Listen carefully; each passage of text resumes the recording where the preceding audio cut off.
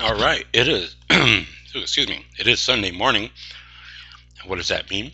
Or Sunday afternoon, actually. So it's Worfpoe story time, and we just heard a Mad Painter playing a lot of nostalgic songs from decades gone. Always good stuff to listen to. I just been reading about the spread of the flu around the country. It's pretty big in 41 states. The avian bird flu heavy in China, deaths, mayhem, destruction. So they're saying the recent flu shot was not 100% effective, maybe 60 to 70% effective, and not working against a certain. There's apparently like three different types going around the USA right now, and the recent flu shot, which I did get, is not working on one of them. So I'm feeling fine, but a lot of people are sick. But who knows if it's true or not? What the story is, you never know what's true. Like I watched that movie Zero Dark 40 yesterday. Just a bunch of propaganda. None of it's true. So anyway, speaking of fiction, I'll be reading some fiction today. What I'm going to do is read a new story I just finished, literally, uh, maybe just a few hours ago. Still in the works, I guess. We'll see how it sounds live and I mean vocally. A story called "A Dull Pain Remembered," and it'll be the first of. I'm gonna write a series of stories, for a collection of. I want to try to do. In a short story, it's just usually like one moment or one isolated incident. What I want to do is try to create an epic story in the framework of 3 to 4 thousand words. Like enough stuff in there for a novel in a single story. This kind of leans back, reflects the sort of like the palm in the hand stories from Japanese literature, or the European modernists like Daniel Keyes and Milan Kundera, where they would like put an entire epic tale into a short story. So that's what I'm going to attempt with these various stories and with this first one. And then I'm going to read my novella Haiti, or the Accordion Player's Daughter, which should take up the rest of the time. If not, I'll find something else here for Worfpoe's Story Time, Sunday, January 6, 2013. The first Worfpoe Story Time for the year, with many more to come. Hopefully, you people out there are enjoying this. Um, I certainly enjoy it, and it keeps my reading voice going pretty well. Let me just quickly check my volume. I seem to be coming through the air all right. All right. All right, all right, all right. So, this first story by me, Worfpoe, Michael Hemmingson, aka Doc H, aka that dude, goes like this.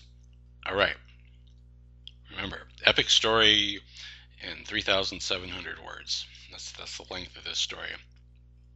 A Dull Pain Remembered by me. For 8 years, a man named Richard Keyes was known only as the Geek. He worked in a traveling carnival show from 1945 to 1953. Before that, he had served in the Army, or actually the Marines. He had served in the Marines and killed a few Japanese soldiers on the island called Okinawa. Before that, he had traveled the railroads as a bum with no work, no direction, and always an empty stomach. Before that, he grew up in a house where his drunkard of a father beat him regularly and raped his little sister nightly, impregnating the girl twice, and it was so awful a thing to witness that Richard Keyes had to get away, and so he did. He ran, and now here he was, working in a bank in 1955, a 34-year-old assistant manager who looked, on the outside, dull and unassuming. But on the inside, well, the pain was rather lackluster, and yet well remembered. a sorrow that was connected to the young woman with sad blue eyes who, one weary carnival evening, would alter the course of what he called a life. For 8 years, as the geek, he slept and wallowed in his own filth, never shaving or cutting his hair, chomping off the heads of snakes and chickens for the amusement of audiences who laughed at him, threw scraps of food and coins at him, and marveled at how low a human being could fall, beguiled to such an existence. For a job well done, he was given a bottle of whiskey each night, 100 proof sour mash that helped dull all the grief and helped him to sleep. He would crap and piss his pants and not clean himself up because a geek was not supposed to be clean. And when that afternoon began, when the day transitioned to night, he would put on the depraved exhibition.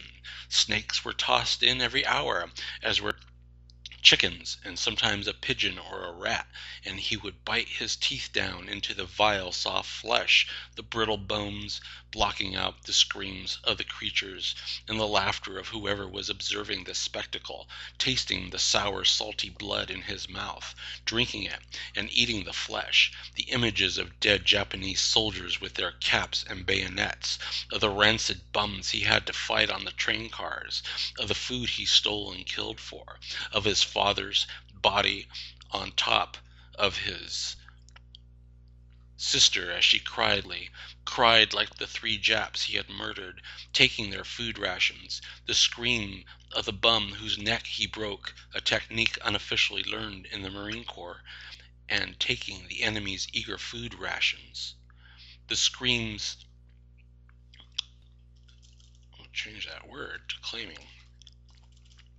claiming the enemy's eager food rations, the scream of the rat as he tore its head off with his yellow, jagged teeth, and then he would curl up in a corner where the crowd dispersed, looking for the next oddity to gape and gasp at, and an odd feeling of comfort would engulf the geek, as if he were right where he belonged, as if this dilapidated life was not a tragedy or a mistake or misfortune, but divined by something greater for a reason unknown to mere mortals. This delusion of succor kept the geek going until he was given his nightly bottle to blunt his brain and body, quiet the screams of animals and soldiers alike that bounced around his skull like a June bug trapped in a mason jar. For 8 years he did this until one night, after biting the head off a feisty fowl that fought to the end, he noticed a woman in the crowd staring intently at him. She gazed upon him with the saddest eyes. Seldom did he spot women in the audience, as most women could not stand the sight and smell of a geek show. The only women who could were hardened old ladies and drunks and whores hanging onto the arm of some fat married man having a night out at the carny. The woman was not one of those. She was young, not 25, he figured, wearing a nice clean light blue dress and matching hat. She wore makeup and lipstick and held a purse in her hand. She seemed to be by herself, no man or boy next to her, and she was staring at him with large blue saucer-shaped eyes that appeared to be on the verge of tears, staring at him with such great sadness, not pity, not disgust, just sadness. And for the first time in his 8 years as sideshow grotesque, the geek turned away in shame and felt sickened by his act of filth for entertainment. That night, drinking his whiskey, he could not vanquish the memory of her distressing eyes. Who was she, and why did she have to shake him up like this? He looked back on his life and didn't think it was much of a life. He tried to look forward, and all he saw was the death of a geek, buried in an unmarked grave, no one knowing what his real given birth name was. He realized what it was, the thing about the eyes of that woman. They were the same his sister had, that visage of melancholy when their father came for her during his drunken sinful need. That night the Greek no longer wanted to be the geek. He wanted to be Richard Keyes again. Richard Keyes, age 31, formerly Corporal Keyes of the U.S. Marines, formerly a bum on the rail cars, formerly a boy coward who did nothing to save his sister from domestic horror. It was easy to steal the money and clothes and leave the carnival. No one expected him to do such a thing. He knew how to be quiet, how to blend in the shadows, from his time in Okinawa and hopping the train cars. He did not drink the whiskey at night. He needed his wits. Everyone else had been drinking, and they were sound asleep. The owner of the carny, Mr. Matheson, was a heavy sleeper, and did not stir when when Richard entered the trailer and took the little lockbox with money and a few items of clothing. Mr. Matheson was slightly bigger than Richard. The clothes were loose. Richard needed clean attire to start his new life. He also stole a straight razor that he used to shave off the beard and cut his hair short. Down by the river, he washed the grime and filth from his body and put on Mr. Matheson's trousers, shirt, suspenders and jacket, socks and boots. Before the sun rose, he made his way toward the town, his legs hurting because he was not used to walking, always cramped up in the geek pen. Later he had heard the carnies were on the hunt for the geek, but they were looking for a dirty beast of a wretch, not a clean-cut fellow like him. The lockbox yielded $140, and that was plenty for Richard to start a new life.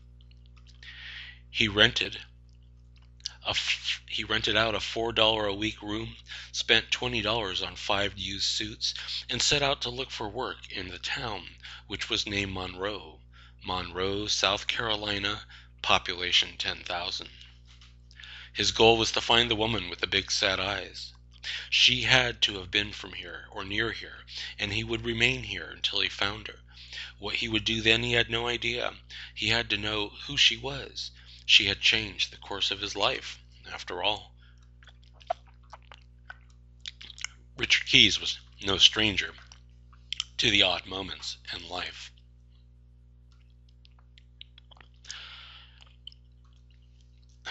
I'm actually editing as I read it. Richard Keyes was no stranger to the odd moments in life. In Okinawa, the ghost of one of the Japanese soldiers he had killed visited him and indicated all was forgiven. "I do not blame you," said the ghost. "This war is not our fault." It spoke in perfect English, and was white and transparent, and smiled at him, and then vanished away like smoke in the wind. Richard had not been drinking the moonshine the soldiers had cooked up in a still, had not been deprived of any sleep. He knew what it was, and he accepted the ghost, and accepted the forgiveness. 3 months later, shipping back to the States, he witnessed, with nearly 100 other men on a battle cruiser, glowing round-shaped objects leaving the ocean and flying in the sky, then returning to the ocean. They made no sound, just pulsed gold, red, and blue lights. Many of the men thought they were Japanese at first, or Russian, and expected to be attacked. Others said they were sea monsters, and one guy said, "It's the Martians! Those are spaceships!" The blue lights were like the blue eyes of that mysterious woman he had to find. There was not much work available in Monroe, South Carolina, being a rather small town, and he being a stranger.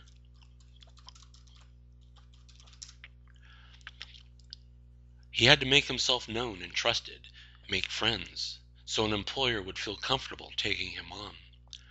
He began, let's change that to acquire friends. He had to make himself known and trusted, acquire friends, so an employer would feel comfortable taking him on. He began to attend the Lutheran church. He smiled a lot, and people began to know him. He was frugal and ate little. He had $27 left of the money he stole and knew he had to find work soon. He heard about a clerk's position that was open at the First Trust Bank of Monroe, a modest institute. The bank manager, Mr. William Errol, attended the Lutheran church.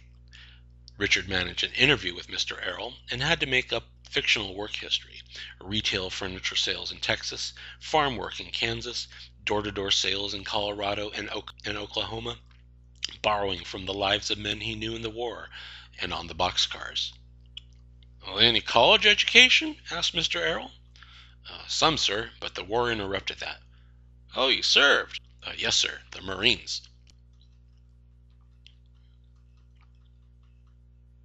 Errol was pleased because Let's change that to Mr. Errol.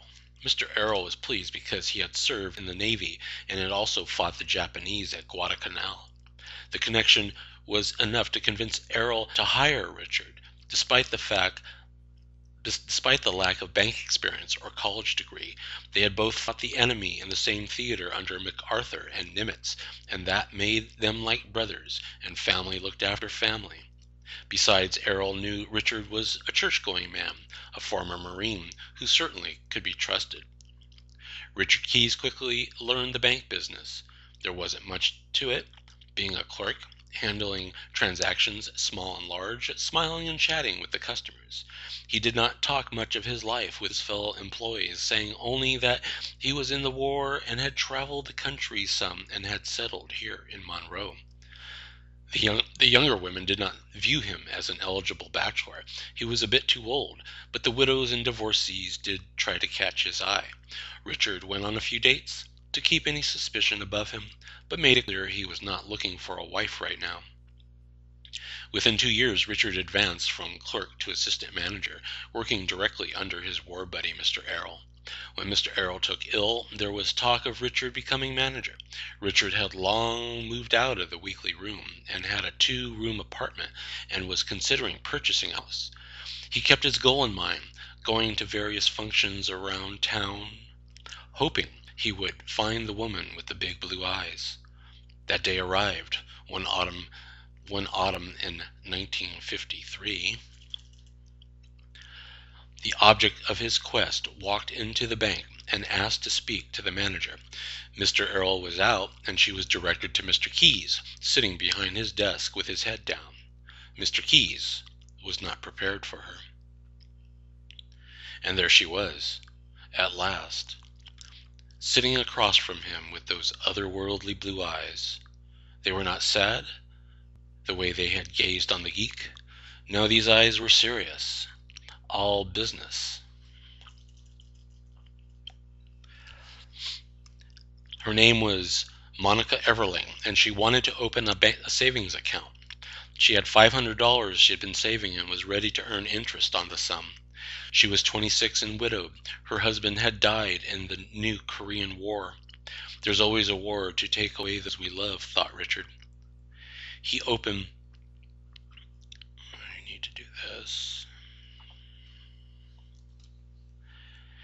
the account for her and tried to, in a subtle manner, extract personal information. The best he could get was that she lived alone, had no children. He mentioned that a carnival was passing in town in a few weeks to gauge her reaction. She said she never patronized such vile displays of human depravity, and that is when he saw the sadness in her blue eyes again, the very image that had brought him to where he was now. He wanted to break down and confess to her who he was, the former geek she had saved with just one look. No, he would bide his time. Timing was everything. And for 2 weeks, he spent his time keeping track of Monica Erling, who lived half a mile from the bank, alone in a small house inherited by her late husband, whose mother had passed away 3 months before he shipped out to Korea. Now the home was hers, no mortgage. Every morning she went to the store for milk and eggs, and in the afternoon she went for a walk with her poodle dog. She stayed home at nights with the dog and 2 calico cats. No men called upon her. Sundays she attended the Catholic church across town. It was a month after she had opened the savings account that Richard took a calculated move and also attended the Catholic church for Sunday morning mass. There, he acted surprised to cross paths. Miss Everling," he said, removing his hat. "How pleasant to see you." She frowned. "Richard Keyes," he said. "First Trust." She smiled brightly. "Oh, yes. Good to see you, Mr. Keyes. I did not know you were a member here." "Oh, I've been away for 3 months, but I am back." "Well, I hope you did not lose your faith." "Oh, never. Once a Catholic, always."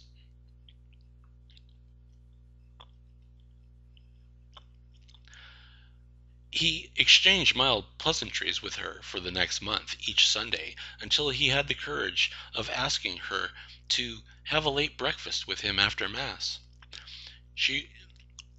Let's change it to after services. Each Sunday until we'll change it to he found. See, this is real-time editing, so let's reread that sentence. He exchanged mild pleasantries with her for the next month, each Sunday, until he had found the courage to ask her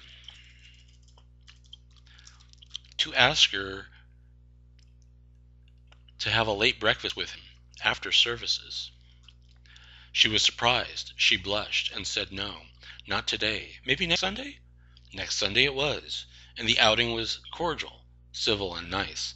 He learned a little more about Monica, her childhood in Charleston, her brothers who had died in Belgium during the war, her father who had passed from a heart attack, and her mother who had passed from cancer. She is alone like I am, thought Richard.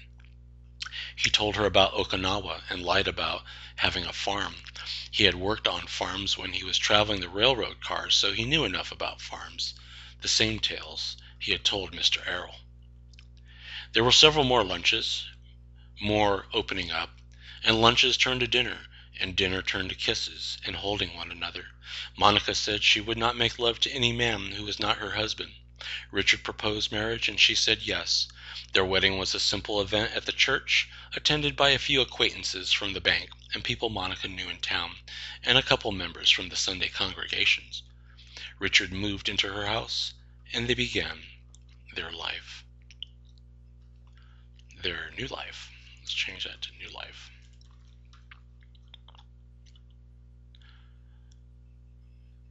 By the end of the year, Mr. Errol was no longer able to work due to bad health, and the bank board selected Richard to become manager.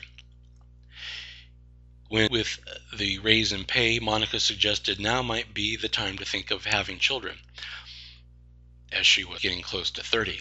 Monica, however, did not have much luck conceiving, and it was not for a lack of trying. There was one miscarriage that sent the both of them into temporary despair.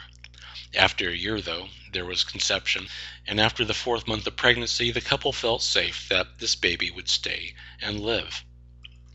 In the evenings, Richard enjoyed a stroll about town, enjoying half a dozen cigarettes. Let's change that to smoking.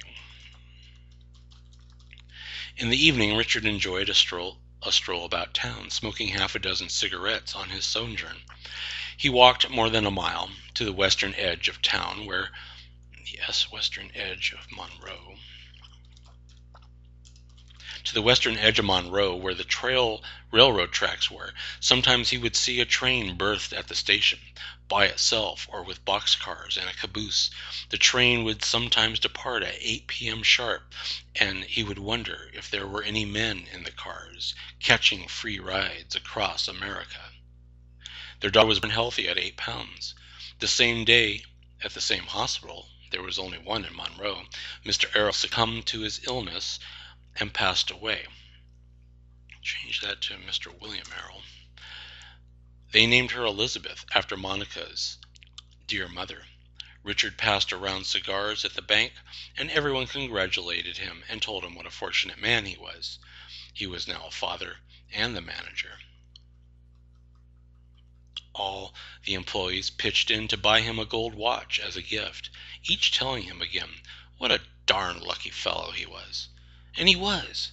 I am the luckiest man in the world, he thought over and over. So why did he feel empty? What could possibly be missing? He had a good, secure job.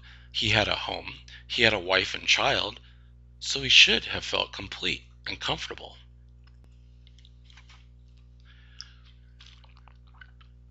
Before he went out for his evening walk, he looked at his wife breastfeeding their daughter, and he leaned down and kissed them both on the forehead and said, "I love you dearly," which was true. Yet for all the glow that may have been on the outside, the emptiness on the inside was a horrible thing. He smoked a few cigarettes on his trek, and at the main track he saw an engine pulling half a dozen boxcars preparing to leave. It was 8:02 p.m. by his gold watch. Richard did not think. He only acted on an impulse that, at that very moment, felt right. He hopped into one of the he hopped into one of the boxcars. He hopped onto one of the boxcars and settled in, going where he did not know. He closed his eyes and took a deep breath of the cold night air, and when he opened his eyes, Mr. Errol stood before him. Let's change that to the cold southern night air. He opened his eyes and took a deep breath of the cold southern night air, and when he opened his eyes, Mr. Errol stood before him. Mr. Errol did not appear as ill as he did during his final days working at the bank. No, Mr. Errol looked healthy and glowing, but was also transparent and white, much like the ghost.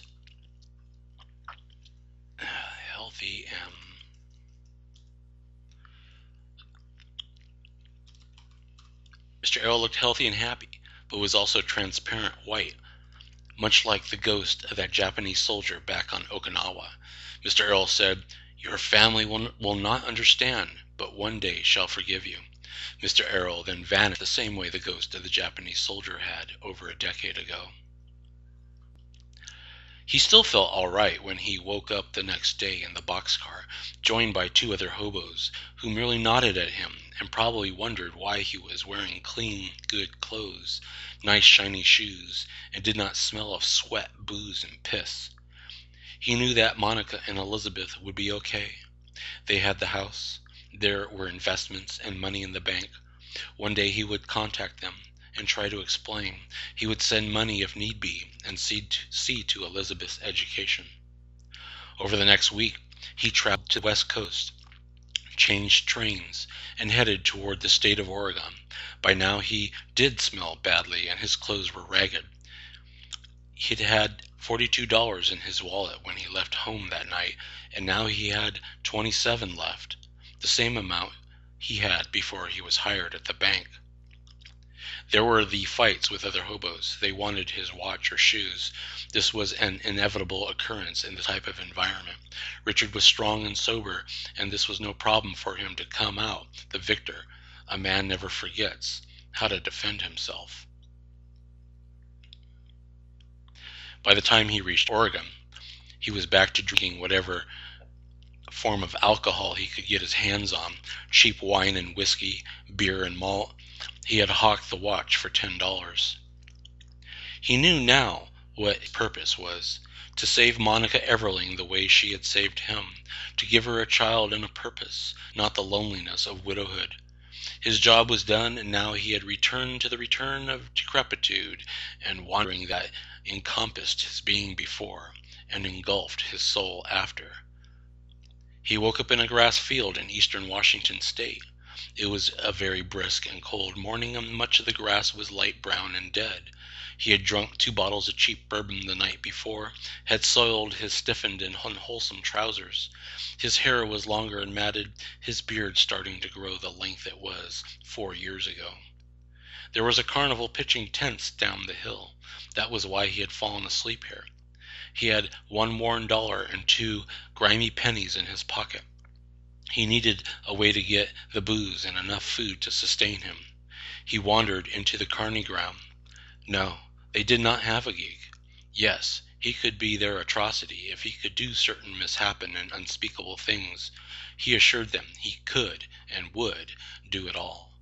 "I have no shame," he wanted to say, but that was probably obvious. He was handed a live snake, and let's see what you do with that, fella. The taste of the reptile's cold blood, the head rolling around in his mouth like a child's toy. It was truly the taste of nostalgic, warm comfort. The end. Okay, that's my story, Adult Pain Remembered. Need to go through it a little bit more and iron out a few awkward sentences and then ship it out, send it out to get published somewhere.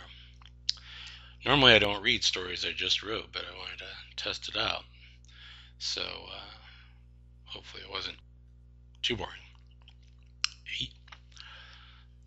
Alrighty.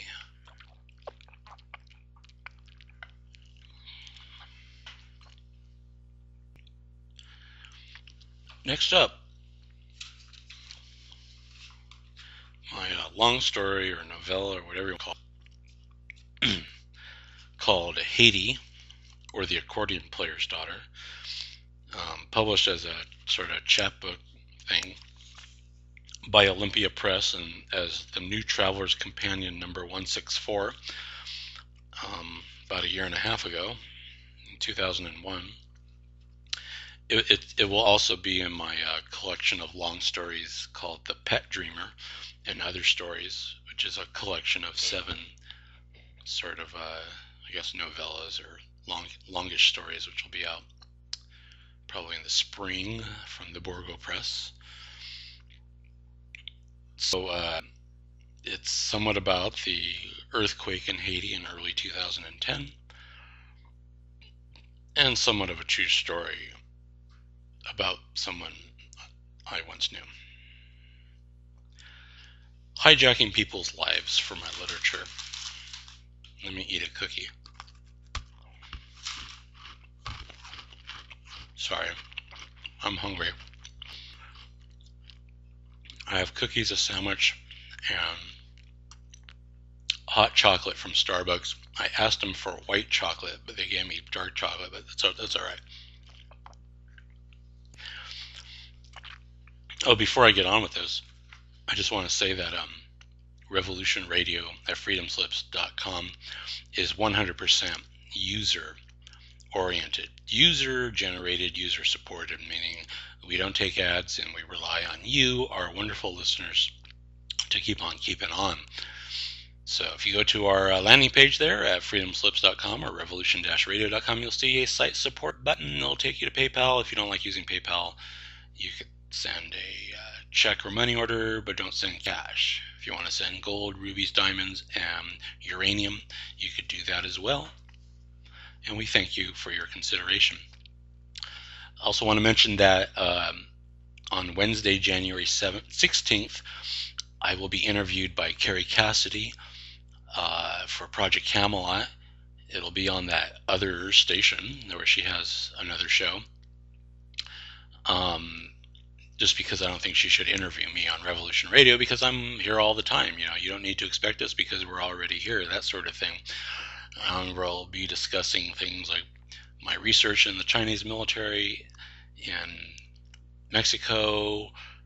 We'll talk about Hollywood and working in TV and doing independent films and writing, which she also does. So we have a connection, and we know a lot of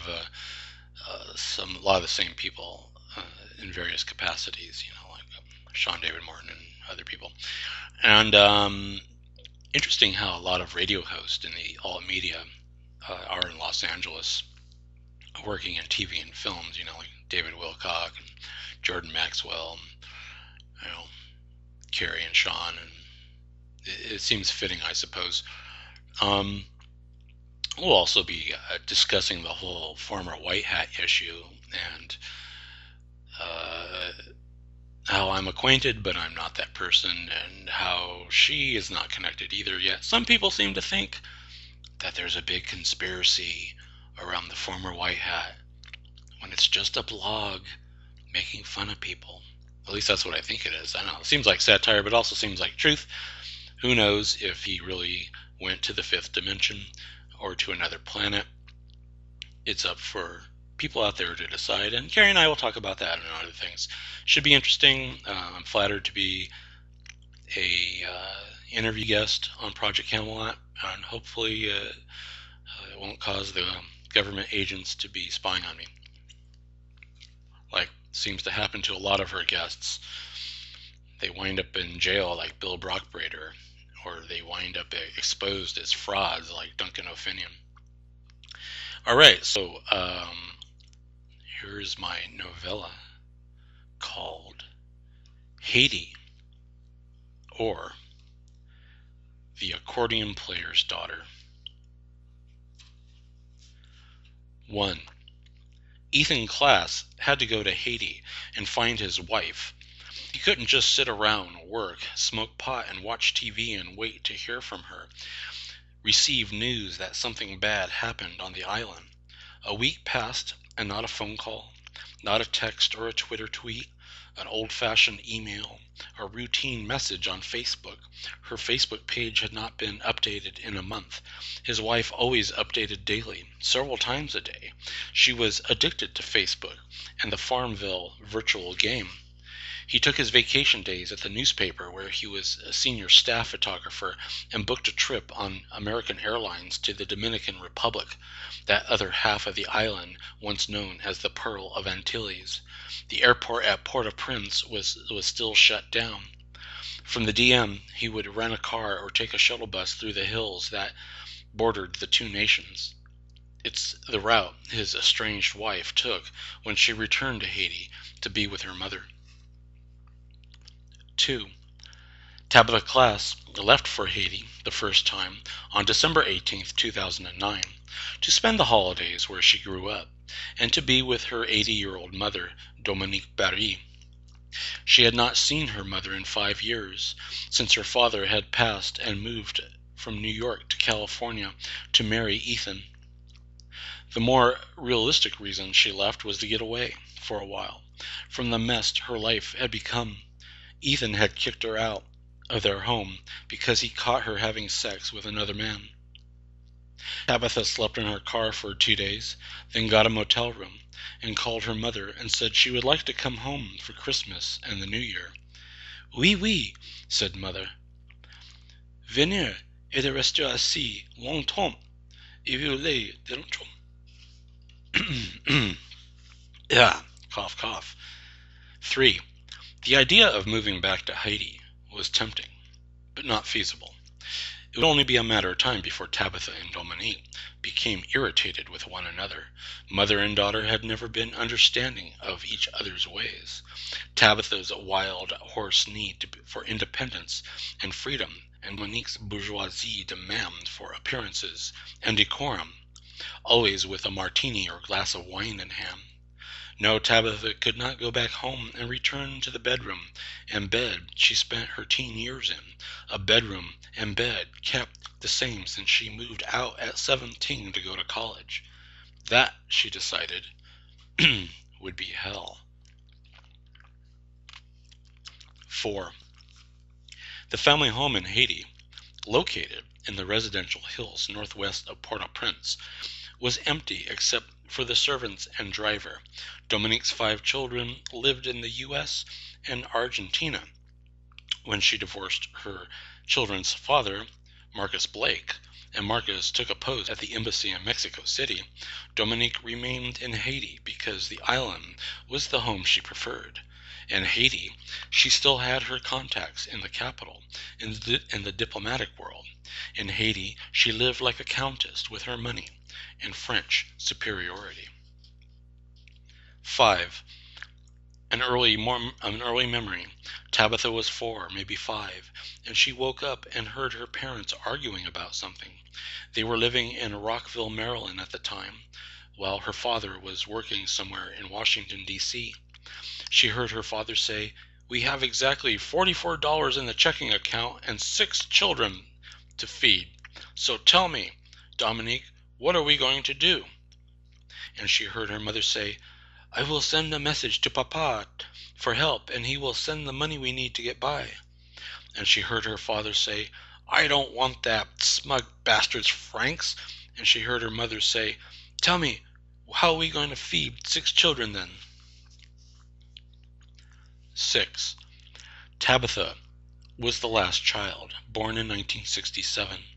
Dominique had her at age 40, and it was a difficult task to carry a child at that age. The first child, Rachel, was dead. She overdosed on heroin while attending Berkeley in 1971. She was 19. The second child was Brian, and he went to law school, and after 2 failed marriages and a lot of drinking and 3 DUIs and an inebriated outburst in court and a number of other things, he had been disbarred. Brian had been in and out of rehab facilities for a decade. The third child, Monica, married a military officer from Argentina and moved to South America to be with her husband. The fourth child was Anna, and she worked as a reporter for the Associated Press and had been addicted to methamphetamine for 5 years and Vicodin for another 5. The fifth child, born in 1965, worked as a line producer in Hollywood and wrote screenplays in his spare time, hoping one day to direct his own work for a studio. He did not have the courage to show anyone his screenplays because he had seen how awful Hollywood treated writers. Marcus had always been delighted that there were 3 writers in the family, a journalist, a screenwriter, and a poet. Tabitha had been writing poetry since she was 15. When she was at Dartmouth, 3 of her poems were published in the campus literary journal, and she later published some poems in other small literary magazines. 7. Tabitha did not send her poetry out to magazines, journals, and whatnot anymore after receiving an awful rejection from the Harvard Review. Someone wrote on the back of the rejection slip, "This is not what one calls good American poetry. One is at a loss what your typing is, but it is not poetry." 8. Marcus had once tried writing a novel when he was 18. It was a science fiction story, and it was just awful.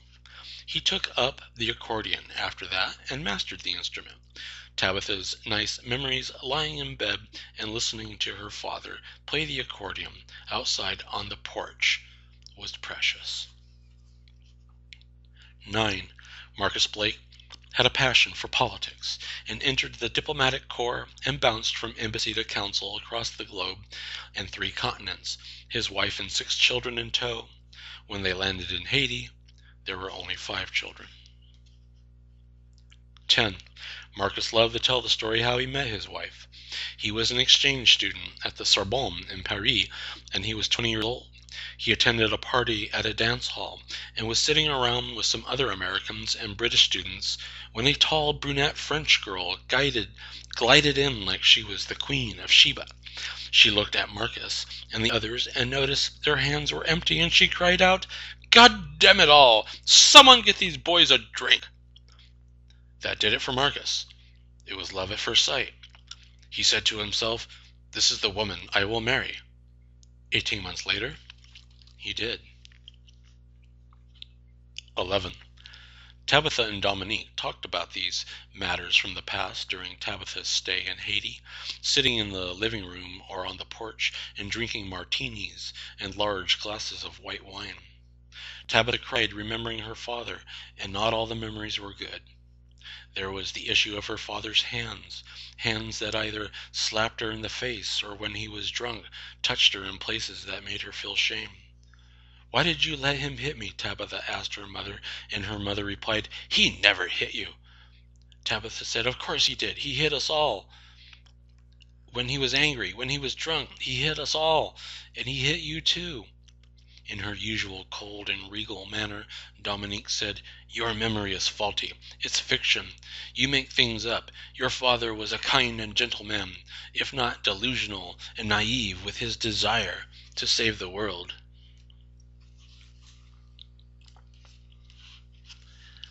12. Tabitha did not argue about the past with her mother, knowing her mother would always deny the truth. She wondered what a mother's reaction would be if she'd confessed to the secret she shared with Marcus Blake, those late-night visits in her bedroom, those hands on her, those cold, bourbon-smelling kisses. She wondered if he ever did the same with her sisters, but she never asked the two that were alive. She dared not to. Maybe none of it ever happened. Like her mother claimed, the pain of large hands across her face it all never happened. 13. Tabitha played the upright piano in the family room.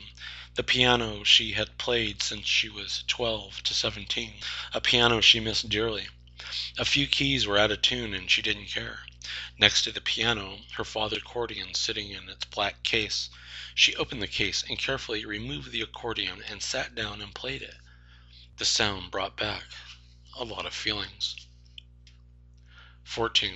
Dominique was pleased, seeing Tabitha playing the accordion. She said, "Your father was always delighted how well you could play. He wished you could have continued instead of opting for the piano." Tabitha stopped playing and said, "I prefer ivory keys to these plastic buttons." And Dominique said, "Your father could have been a professional accordionist if he wanted to, but to him, it was just a hobby." 15. "Tell me what happened between you and Ethan," said Dominique. The two women were sipping martinis at 4 p.m. sharp, a habit Dominique kept since Tabitha could remember. Tabitha had not said anything about her crumbling marriage, but a mother can always tell. Tabitha was not a mother, so she didn't know of the maternal insights into offspring. She was buzzing on the 2 martinis she felt bold, and she did not lie or tell the whole truth. She confessed to her infidelity and how sometimes she would lose control of her anger and break anything she can get her hands on.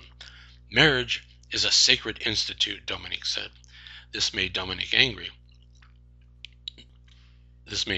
angry. She tossed her martini glass at the wall, and the glass shattered, and she yelled at her mother, "Don't give me that horse crap, Mama.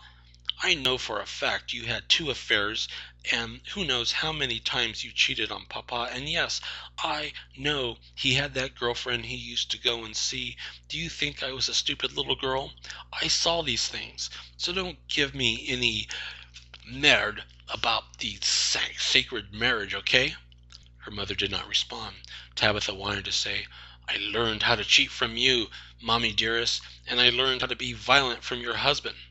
Dominique sipped her martini, grandly stoic, and said, "You do not have children. You could not possibly understand what that is like for a full woman." 16. Tabitha never wanted to bring children into the world. She had 2 abortions in her 20s and considered having her fallopian tubes tied. 17. She never thought she would cheat on her husband. Then her father was in the hospital, and things did not look good. He was going to die soon. He was in a hospital in Orlando, Florida, and she flew there to be with him. She went out one night to have drinks with an orderly from the hospital. He was cute and kind and 10 years her junior, and she needed the company, and she got drunk and they had sex on the beach. It was such a fleeting thing that Tabitha did not consider it an affair or being unfaithful. She was so drunk it was all a blur, and when she saw the orderly at the hospital, he ignored her like she was ashamed. Then Papa died. 18. Ethan caught Tabitha in the act one afternoon. Her affair with Dorian, a friend of his. Ethan had gone over to visit Dorian, to smoke some dope and watch Star Trek on the TV, a ritual they engaged in once a week. Dorian did not answer the door. His car was in the driveway, and Ethan knew Dorian was home, so Ethan went around the side of the house thinking Dorian was working in the backyard. He passed Dorian's bedroom window. The curtains were drawn, and Ethan could see in, and he saw on the bed Dorian and Tabitha in the 69 position. He could smell the odor of sex from the open window. He lifted his camera. Any serious photographer always had a camera ready 24/7, and took pictures of his friend and wife in case they denied it. Of course, he could have yelled at them right then and there, give them a scare, but he felt too sick to his stomach.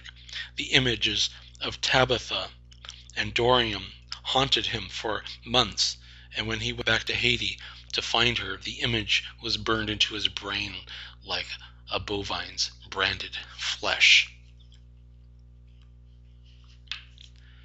19. Tabitha joined her mother for dinner at the Hotel Montana restaurant, about the only place to get a decent meal in the city of Port-au-Prince. Her mother met up with a colonel in the United Nations police force stationed in Haiti. He was French and in his late 40s, and his name was Jean-Paul Armand. At first, Tabitha was horrified that her mother was dating this man. No, Dominique just knew him from the diplomatic circle. He wore a uniform and an automatic pistol on his belt. She hated guns and didn't like to be close to them. Her French wasn't fast enough to keep up a conversation, so he spoke in English, and his English was passable. He'd been in Haiti for 2 years now, commanding 50 French UN peacekeepers. "Do you feel safe in Haiti?" the colonel asked her, and she replied, "Shouldn't I be?" And he said, "No American or European is. I have advised your mother to leave many times, and I advise your stay to be short, but I am very pleased that you are here and I have met you." Then he asked if he could take her to dinner tomorrow night, just the two of them, and she said yes. She was flattered. Her mother approved. "The colonel is a good man," her mother said. Tabitha realized that her mother had set this up, playing matchmaker. Tabitha was appalled, and her mother said, "If your marriage has come to an end, you need to start looking for another husband." Tabitha said, "What makes you think I want or need another husband? Maybe I don't ever want to marry again." "Nonsense," said Dominique. "A woman your age needs a spouse to get by in this world."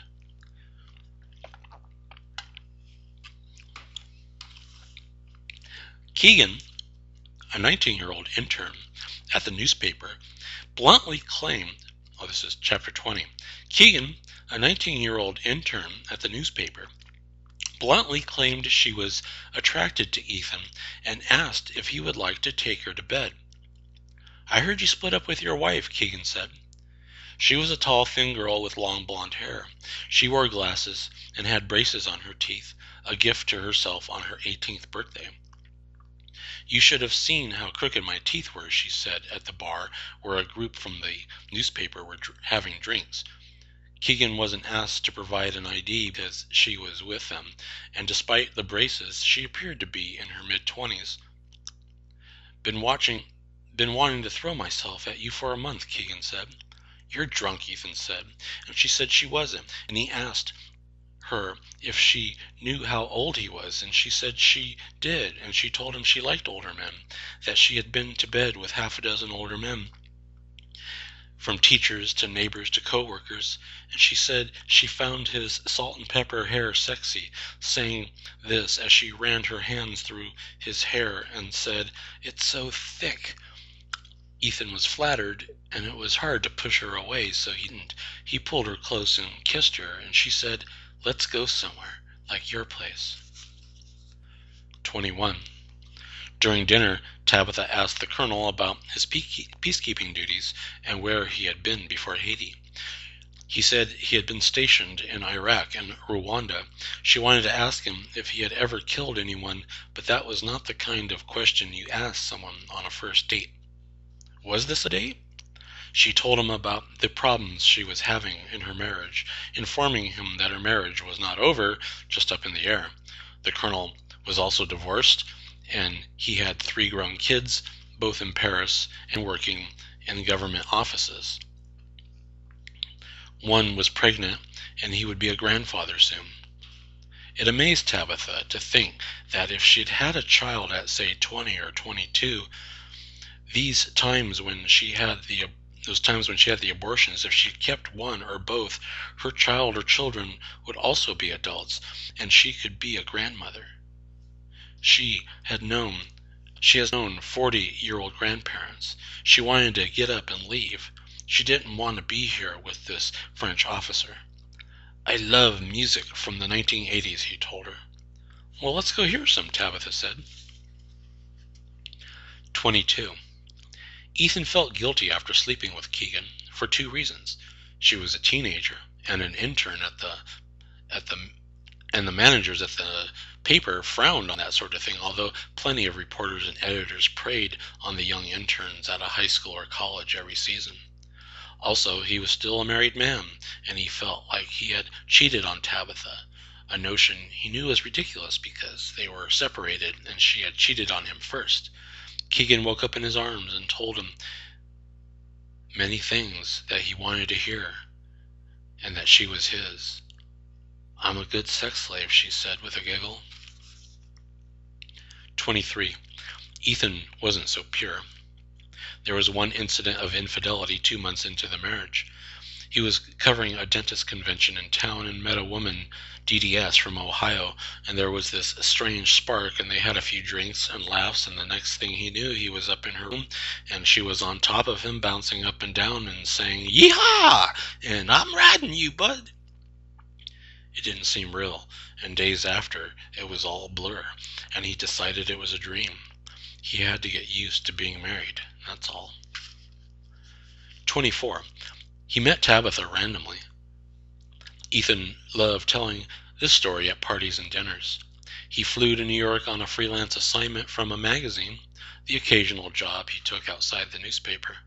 He was covering a Democratic caucus in Manhattan, and in the giant convention hall, he was lost, and he asked a woman walking by him how he could get to so-and-so ballroom. "Oh, I'm going there too," the woman said, and this woman was Tabitha. Her hair was longer and lighter back then. She was working as a production manager at a textbook publisher and active in the political scene. Ethan was attracted to her, and the feeling was mutual, and they had dinner the next night, and one thing led to another, as it happens, and she took him to her bed, and they spent the weekend making love.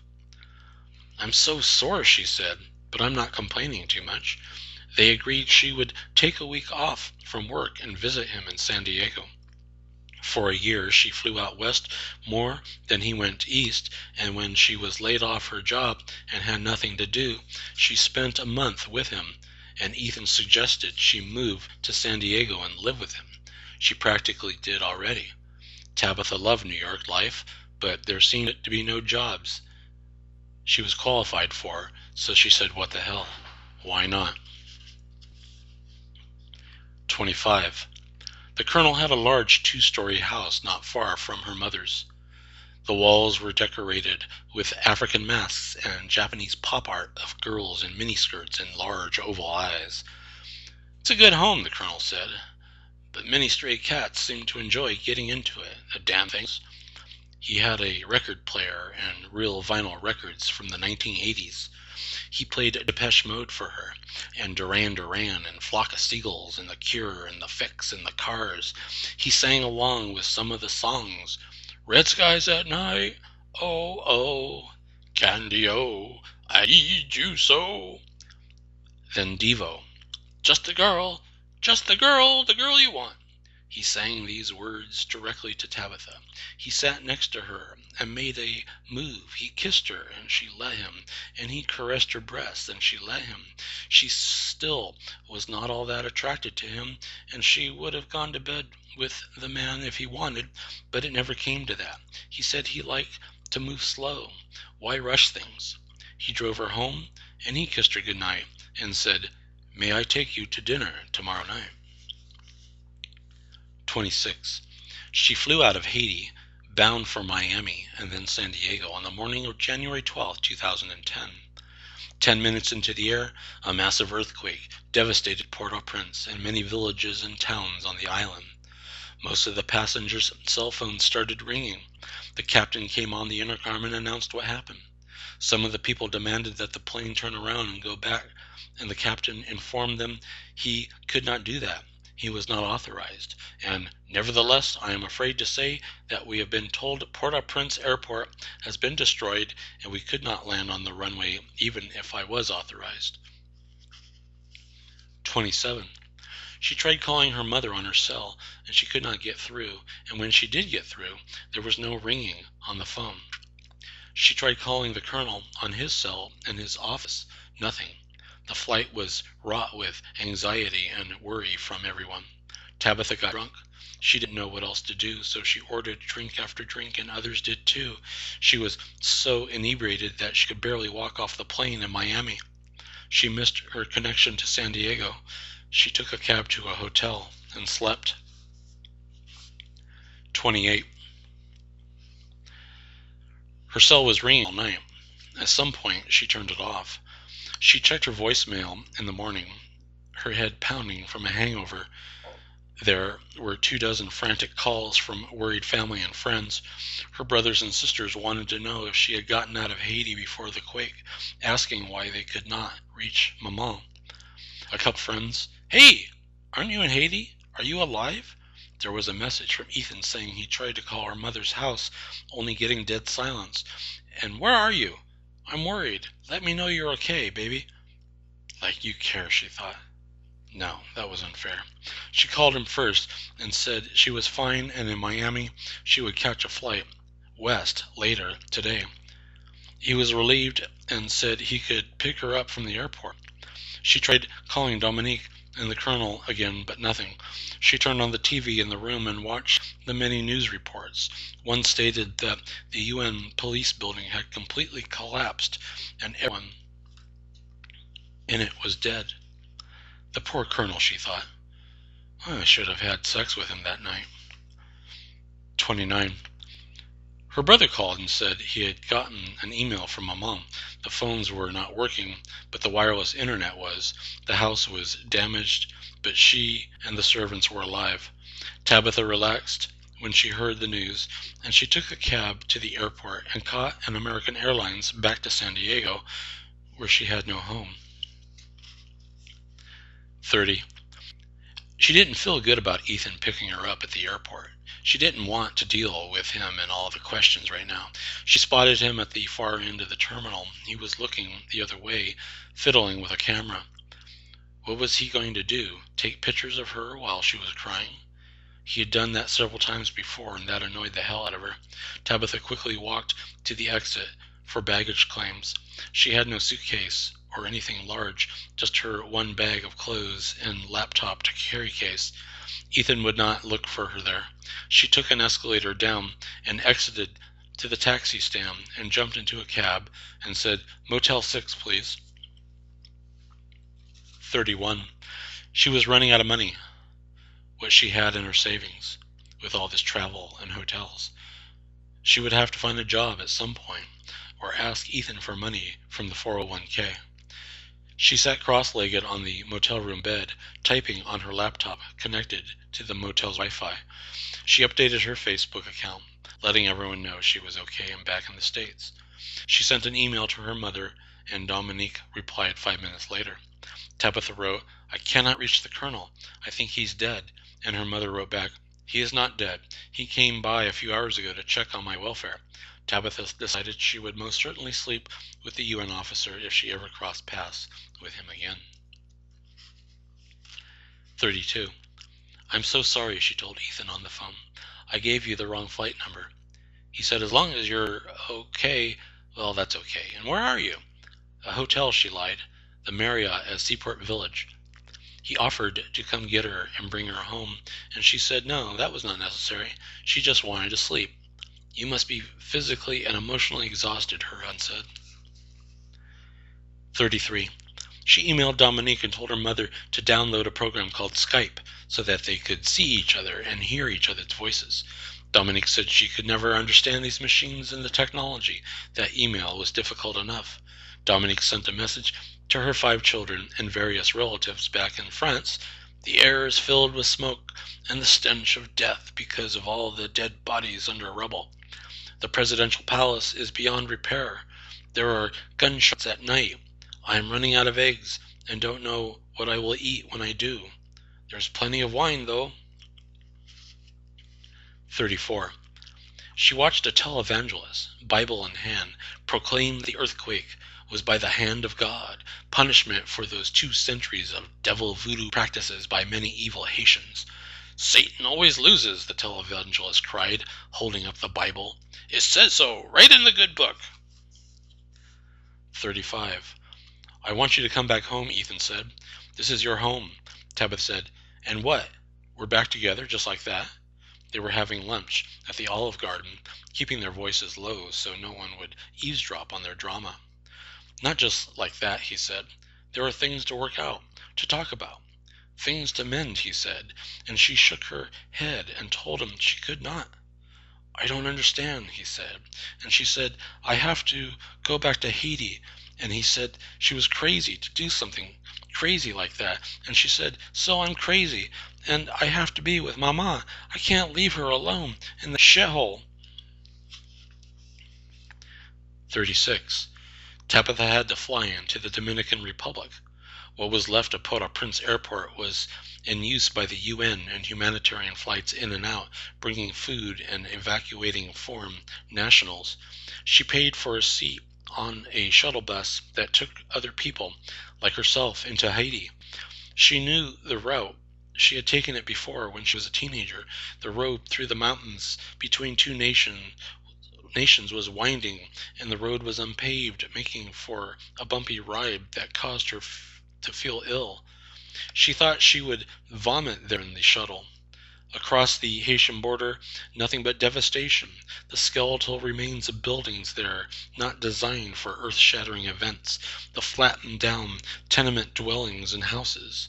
The streets were crowded with the injured, the scared, the hungry, the homeless. Tabitha wondered if her mother's house had been raided yet. It was only a matter of time, she knew, witnessing the desperate look on all the faces. Her mother had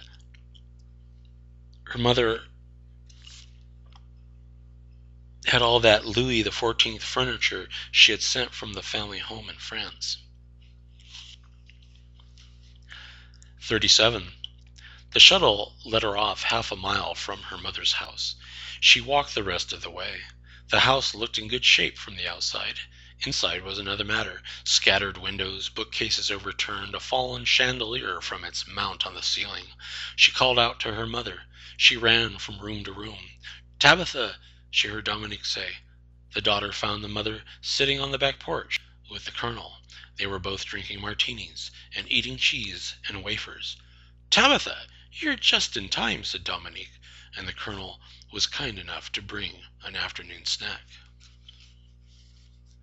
38. Your mother is strong and a brave woman, the colonel said later that night when they were alone. She's a fool, Tabitha said. My brother is coming later in the week, and he wants to take her back to New York. The colonel said, I have a feeling she will refuse, and Tabitha said, so be it. But you, dear colonel, I thought, but she could not say it, and the colonel said, reports of my demise have been overstated, thinking he was being funny, and he went on, I was saved by the toilet. I was in the lavatory when the earthquake struck, and the bathroom had recently been remodeled, and therefore did not collapse like the rest of the building. Is that not something? Tabitha found the matter amusing, and she was embarrassed for laughing, and said, I'm sorry, I know this is not funny, and the colonel said, au contraire, it is indeed something humorous, for after all, my life was spared by a bowel movement. 39. The colonel talked about his life in Haiti. So little sleep, so much to do, commanding what was left of his peacekeeping unit. He showed her the 2 walkie-talkies he kept on him at all times. She also noticed he was carrying 2 pistols as well. He said the UN was sending in more personnel, and those men and women could not get here soon enough. The crime on the streets is uncontrollable, he said. Looting, he said, rapes, murder, you name it, and these people are doing it. Human beings lose all civility during disasters. One of his phones rang, and he talked rapidly in French, something about detaining a person. I don't want to keep you from your work, Tabitha said, and the colonel said, I needed this break, and I'm grateful you are all right, and here in Haiti with your mother. Perhaps we can get together tomorrow evening and pretend the world is normal. 40.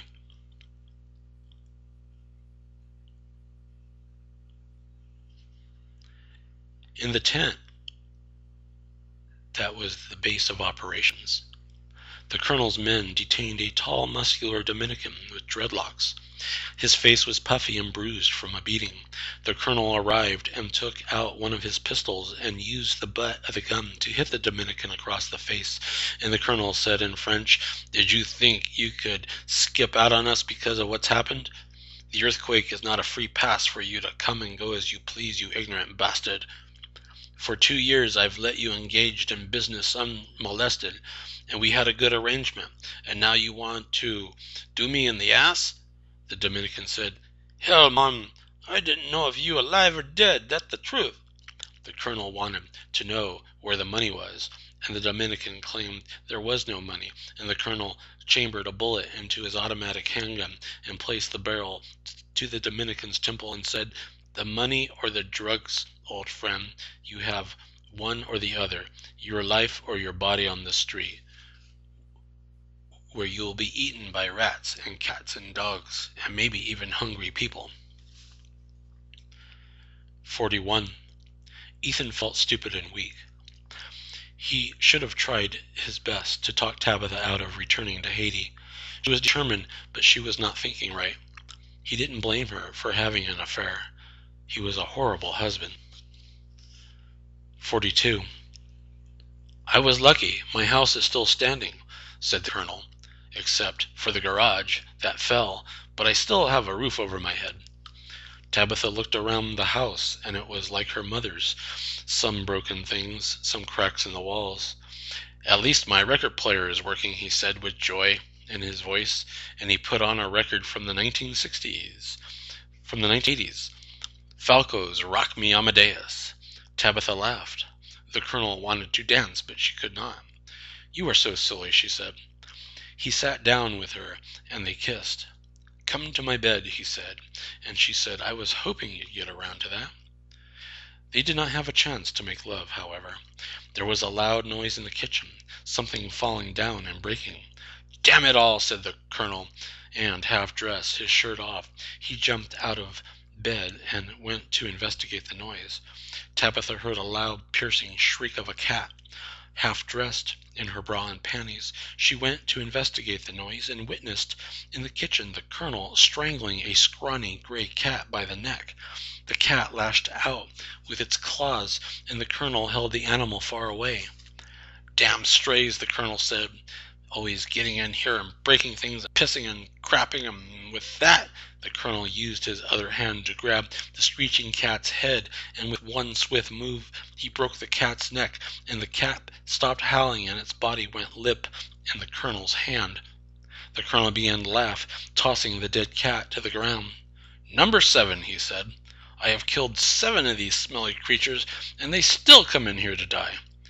He looked at Tabitha and said, "I am sorry for the interruption."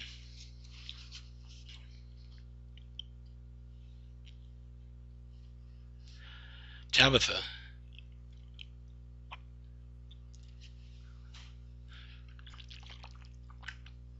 43. Tabitha was terrified. It wasn't just the murder of the cat, but the look in the Colonel's eyes, that bloodlust, and his laughter like a madman. She stepped back. She left the kitchen. She went to the bedroom and picked up her clothes and started to get dressed. The Colonel turned on the bedroom light and asked what she was doing. I have to go home," she said. The Colonel was confused. He said, "You are leaving?" She said, "Yes." And he said, "Because I killed a foul creature." And she nodded her head. And he said, "That was a worthless thing. I did it a favor." And she said, "Please, just let me go home." But he was not going to let her leave. This she realized. He grabbed her by the shoulders and told her she was not going anywhere. She tried to fight him off. He was too strong, and the next thing she knew, he had her by a chokehold, his arm around her neck, and she was dizzy. He dragged her to the living room and placed her on a wooden chair and put her arms behind her back and placed his handcuffs around her wrists. He slapped her face, and she regained full consciousness. "Why are you doing this to me?" she asked. "And please let me go. I want to see my mother." He said, "You have no idea the things I have done. I have tortured men and women alike, and I can torture you. I have done things to horrors that made them wish they had never sold their bodies. I have done things to evil men because they deserved it for their sins. Do you want me to do these things to you?" The house trembled. It was an aftershock, and the Colonel didn't notice it. "Answer me," he said. 44. Keegan called and said, "My period is late." Ethan didn't understand. "I think I might be pregnant," she said. reminding him of what happened 3 weeks ago. "I will keep this baby," said Keegan, and Ethan said, "We'll talk about it when I get back." "Where the hell are you going at a time like this?" Keegan asked, and he said Haiti, and she said, "What the hell is in Haiti?" 45. Tabitha did not know how long she had been kept handcuffed in the chair. Hours? Days? She drifted in and out of sleep. The colonel fondled her and kissed her, and maybe he raped her when she was unconscious. She didn't know. She did know this man was capable of anything. "My mother will be looking for me," she said, and the colonel said, "Whom shall she call? I am the police here, and people disappear left and right in this country. No one will ever know." 46. Ethan took the same transport shuttle from the Dominican Republic that his wife had. He had his camera with him, and there were many things to take pictures of. "I could win a Pulitzer," he thought, photographing the collapsed hospital in Léogâne, a town 30 miles west of Port-au-Prince. 47. The colonel fed her and walked her to the bathroom, but he would not release her. She complained how hard it was to sleep in the chair. He moved her to the bed and handcuffed her wrists to the bedpost. He undressed her and touched her. He got on top of her. She was ready for it. He stopped and said, "I cannot have you this way. You must give yourself to me freely. You must show me how much you love me, the way I love you." "I know you cannot right now," he said, "but there will come a time when you will, believe me. There will be a day when you are fully mine." 48. Ethan had been to Haiti once before, not long after the wedding, so he knew where his mother-in-law's house was, and it was the first place he went, the most logical place he would find Tabitha. Tabitha was not there. Dominique was quite surprised by Ethan's visit. "I thought the marriage was over," she said. "Not yet," Ethan said. "I don't know where she is," Dominique said. "She was here, and then she left, and it's been 2 days. I assumed she is with the colonel." Ethan said, "The who?" And Dominique said, "Her new beau." And Ethan said, "What are you talking about?" And Dominique said, "I would have never introduced her to the colonel otherwise, but Tabitha told me she was leaving you." 49. She was handcuffed to the chair again. In the living room, the colonel played records for her. This time it was Thomas Dolby. "It's poetry in motion. She blinded me with science," he sang along to the synth-pop tune. The song brought back too many memories of 1982, a hand job with a Haitian boy in a car, tears because another boy did not love her. The colonel did not hear the door of the house open because the music was loud. 2 dark-skinned men, Dominicans, walked in the house. One was tall and muscular, with a bruised and cut face. The other was short and fat. The short and fat one carried an old pistol, a revolver, and the tall and muscular one held a machete. The tall and muscular one approached the singing colonel from behind and held up the machete. Tabitha was amazed how swift, clean, and easy the colonel's arm was chopped off at the elbow. The colonel had the most dumbfounded expression on his face, looking down at the bleeding arm and hand by his feet. He turned around, and the tall intruder quickly chopped off the other arm. Tabitha thought he looked ridiculous, standing there with no arms, bleeding profusely from each stump. "Vous!" was all the colonel could say. "Oui, non," said the tall Dominican in Creole. "Did you think you could get away with it? Did you think I would simply fade in fear from you? You are no longer the law here." The Dominican looked at Tabitha for a moment, then said to the colonel, "Normally, I would hack you into little pieces while you're still alive, but I am feeling merciful tonight." And to the short, fat Dominican he said, "Finish him." The short, fat Dominican pointed the pistol at the colonel. The colonel said, "No, don't. I will pay you money." And the tall Dominican said, "I already have your money." And the short Dominican pulled the trigger, and a bullet impacted between the colonel's eyes. The colonel's body slumped to the floor like a building collapsing in the quake. The short Dominican spat a chunk of saliva on the colonel's face and said, "Coulon, get maman," which means in Creole, the colonius Well, F your mother. 50. Please do it fast, Tabitha said, closing her eyes, and the tall Dominican asked if she was American, and she nodded, and he asked if she spoke French, and she nodded, and he said in French, Je ne vais pas te faire d'un mot. She opened her eyes and watched the tall Dominican reach down into the colonel's pocket and remove a set of keys. The tall Dominican walked around her and released her hands. The short Dominican pointed the pistol at her and said in Creole, C'est you, Termont. And the tall Dominican said in French, Who she tell? We just saved her life. She saw nothing. And to Tabitha he said in English, You saw nothing. Am I correct? And she nodded, and they left her there with the dead body of the colonel.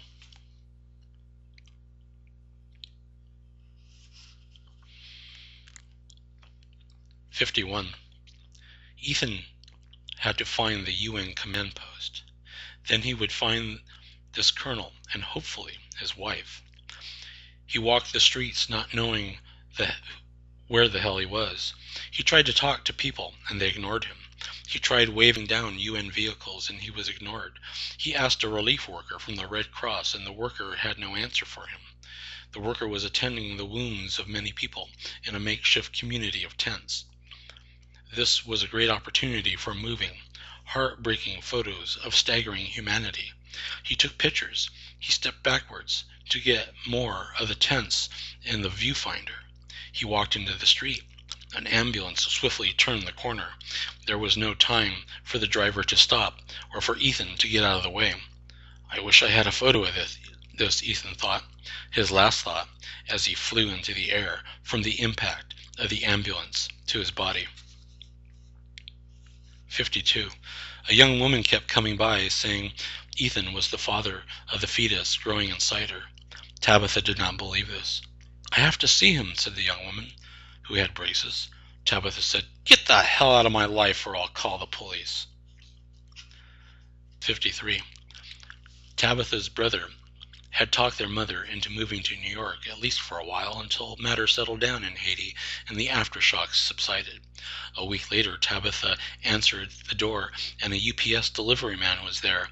He had a large box from New York for her. The box contained her father's old accordion, and a note from Dominique. I could not leave this behind. Papa would have wanted you to have it. 54. She looked at her husband on the bed of the guest room. Much of his body in a cast. Both legs and one arm had been broken in several places. His head was bandaged. He was in and out of consciousness, but mostly he slept.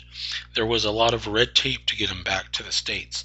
She could not afford a private nurse and decided she would look after her husband, nurse him to health if need be. She vowed never to set foot in Haiti again. 55. See Tabitha Class, sitting by her husband, holding the accordion in her lap and playing the instrument. Ethan opens his eyes and smiles, and Tabitha knows everything will be all right, and she plays. The end. 56. But that wasn't the end. Which end is literary and works well as a narrative construct, but there's always something else after the end. There were so many matters to deal with. The mortgage, bills, food. She tried to dip into the 401k, but the bank needed Ethan's presence and signature and explained that he could not come to the bank in his condition, and the bank manager said she would need to get a lawyer and have the court sign something attesting to her husband's invalid nature, blah, blah, blah. We're going to starve to death, she said, and the bank manager nodded and said, We're all suffering in this economy. 57. She needed to do something constructive, and it was either rob the bank with a ski mask on or do something humanitarian. An opportunity presented itself. There was a fundraiser being organized to help Haitian artists who had lost everything. She went to a meeting in a conference room on the campus of San Diego State University, where she listened to some learned people talk of politics and economics and changes on the earth. One of the speakers was a man named James Jennings, a sociologist at the school. He wore a 3-day stubble and had long, shaggy hair. She struck up a conversation with him. His speech had been about the civil unrest in Haiti and how people collectively operated as a group mind in such circumstances, either positively or negatively. She told him about what she saw in Haiti, but she did not tell him everything. She had told no one about the colonel and decided to believe it never really happened. 58. She had a few drinks with Professor Jennings at the campus pub. He was apparently well respected in his field, having published half a dozen books and 50 papers in sociological journals. One of his books, he told her, won the C. Wright Mills Award. That meant nothing to her. She acted impressed anyway. She was attracted to this man in his early 50s.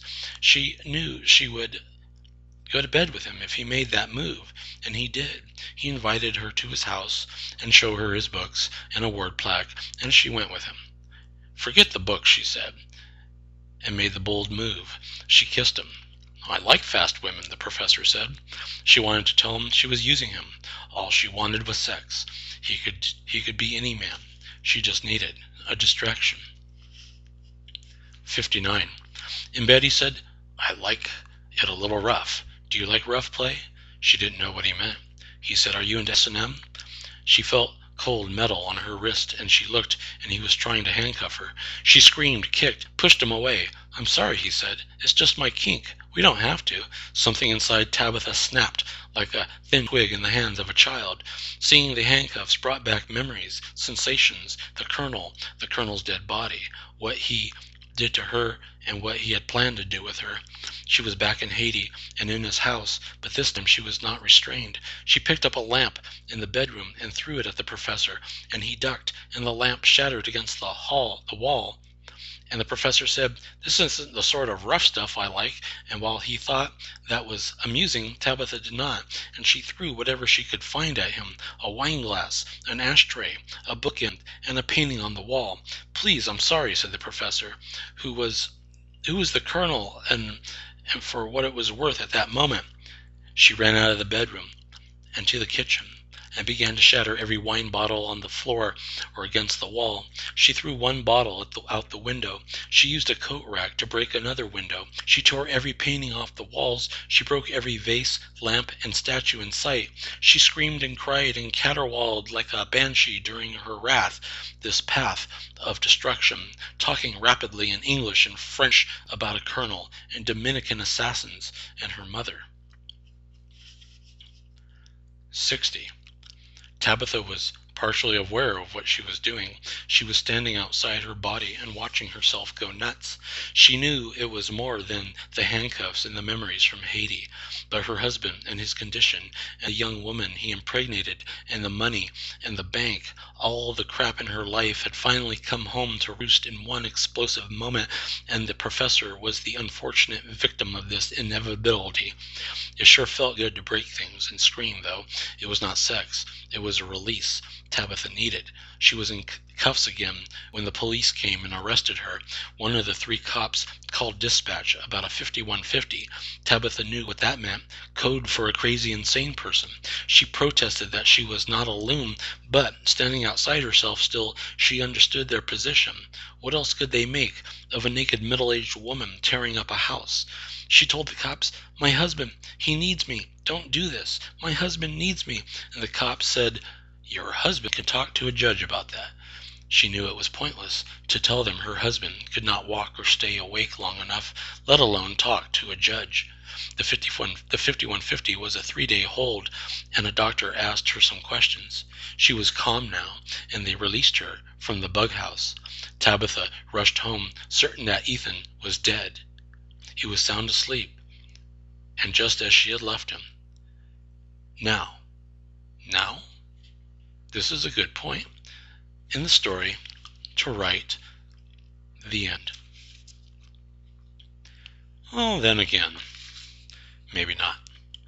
Let us use an outline format to reveal what else happened.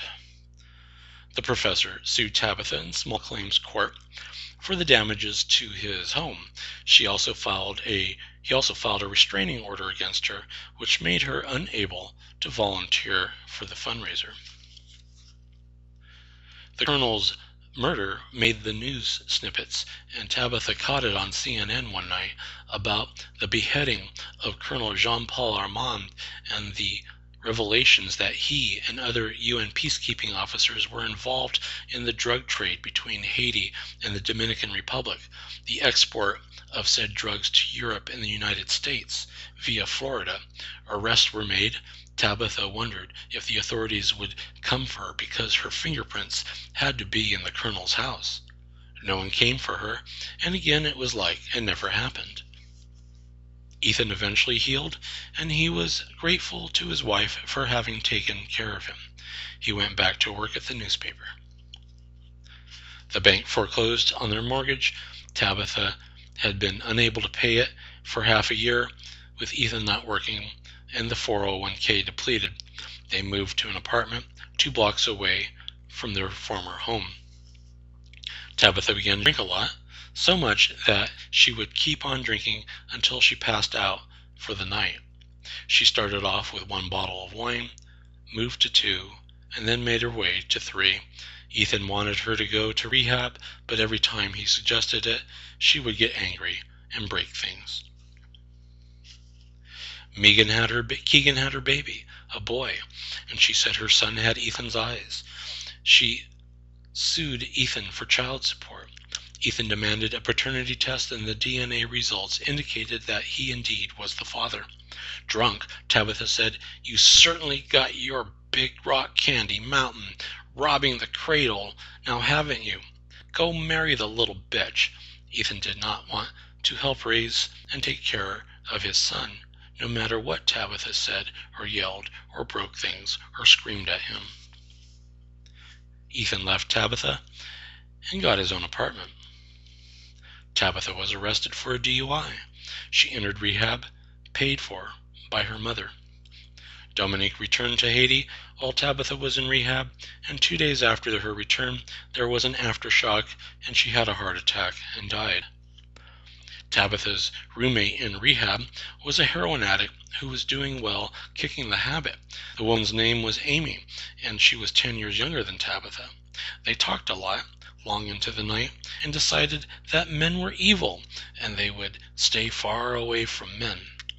Amy joined Tabitha in bed. Tabitha had brought her father's accordion with her, and she played it for Amy and the others in the facility. They said she was pretty good, and she said, "My papa taught me how." Tabitha left rehab after a 43-day stay, and she felt pretty good, sober. She visited Ethan, not calling him first. She wanted it to be a surprise. She wanted him to see her looking healthy and clean. Ethan was not alone in his apartment. He was holding a baby, and Keegan was there in shorts and a tank top, acting like she lived there. Tabitha turned around and left, and she started to go to a church where she knew an AA meeting was taking place. Instead, she stopped off at a liquor store and bought 5 small bottles of vodka. She drank 3, and she got drunk fast, and she went back to Ethan's to confront him and his young lover. The baby and the girl were gone. "My God, you're drunk," Ethan said. She started to throw things at him, break things. Ethan called the police. Tabitha was taken in on her second 5150 hold. When she was released, Tabitha booked a flight to Haiti. The family home was empty, and she had to attend to it before the looters took everything. She had 1 small suitcase and her father's accordion. It was all she needed. The end. Yes, yes, indeed yes, this time. The end. With a quote from Sir Winston Churchill: "The truth is incontrovertible. Malice may attack it, ignorance may deride it, but in the end, there it is."